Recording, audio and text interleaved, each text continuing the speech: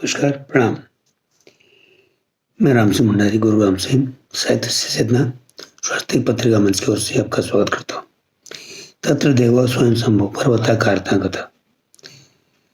स्कंद पुराण के अनुसार अरुणाचल पर्वत को भगवान शिव का रूप माना जाता है। इस तरह से नदियाँ भारत में जीवनदायिनी धाराएं कहलाई जाती हैं। उनका भारतीय संस्कृति में महत्वपूर्ण स्थान है और उनको तीर्थों के रूप में पूजा जाता है।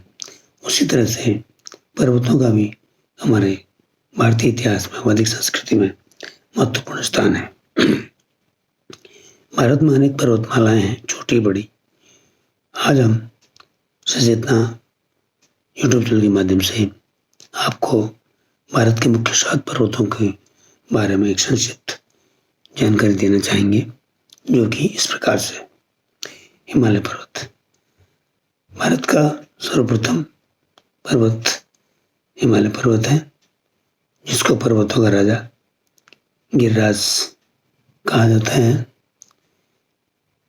पुराण के अनुसार माँ पार्वती का यह मायका और तथा हिमालय पर्वत को माँ पार्वती का पिता के रूप में माना गया है। भगवान शंकर का निवास स्थान कैलाश भी इसी पर्वत क्षेत्र में स्थित है। भारत की अनेक नदियां गंगा, जमुना, सरयू, सतलुज, सिंधु और ब्रह्मपुत्र इसी पर्वतमाला से निकलती हैं।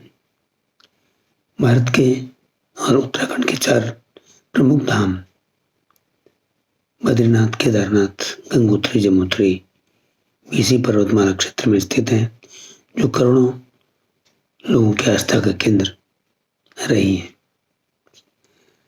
इसके अतिरिक्त साथ ही विश्व की प्रमुख चोटी, सबसे ऊंची चोटी एवरेस्ट इसी पर्वतमाला में है और कंचनजंगा और नंदा देवी पर्वत भी हिमालय पर्वत क्षेत्र में ही आती है।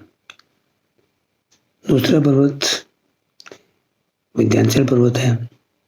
यह भारत को भौगोलिक रूप से उत्तर और दक्षिण में विभाजित करता है।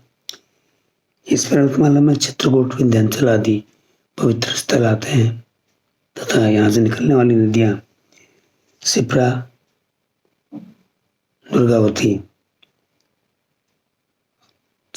गौरी, दुर्गावती और ताप्ती नदियाँ यहाँ की प्रमुख नदियाँ हैं।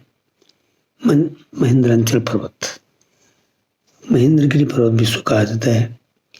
यह भारत के पूर्वी भाग और उत्तर पश्चिमी भाग दोनों तटों पर स्थित है।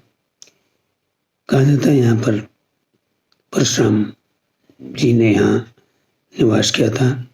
इसके अतिरिक्त इस पर्वतमाला में माँ कुंती का मंदिर भी है और ये भी कहा गया है द्वापर त्रेता युग में कि यहाँ से ही हनुमान जी ने लंका में कूद लगाई थी। मलय पर्वत, तृणकोट जिले में स्थित यह मलय पर्वत मलयगिरी चंदन के नाम से मलयगिरी चंदन यहाँ का प्रसिद्ध चंदन है, जो पूरे देश में विख्यात है। अगस्त मुनि का आश्रम भी अनस्त निवास स्थान रहा है और इससे पूर्व में चंद्रगिरी पर्वत भी है।